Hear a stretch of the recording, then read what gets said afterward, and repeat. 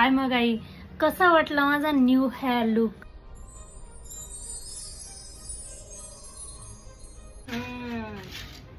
त्या विक्रम आणि वेताळ सिरियल मध्ये त्या वेताळचे केस पण असेच होते की नाही ग?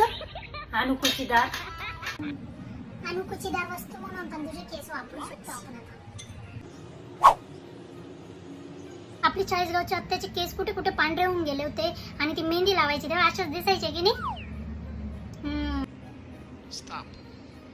ते तर काहीच नाही. अजून ती आपल्या गावची ती बंबडी नव्हती का ग, म्हशी चारायची ती, तिला बिचारीला पण काही तेल पाणी तिच्या केसांना मिळायचं नाही. तिच्या केसांचा पण असाच कुठे कुठे रंग उडून गेला होता.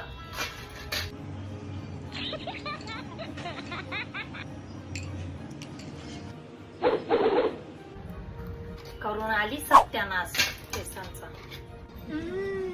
पण आता शॅम्पू आणि कंडिशनर वेगळा लागणार, म्हणजे खर्च वाढणार आहे आता शॅम्पू आणि कंडिशनरचा. असं का? एवढेच पैशाचे जर बदाम अक्रोड काहीतरी चांगलं घेतलं असतं, खाल्लं असतं, तुझ्या शरीराला पण लागलं असतं, केसांना पण गेलं असतं, आपोआप चांगले झाले असते. ते इस्त्री फिरवतात दुक्कळ निघतं नुसतं केसांमधून, आणि केस काय चांगले राहतील का मग? त्यासारखे लोक असतील ना घरामध्ये, वेगळ्या टॉर्चरची गरजच नाहीये.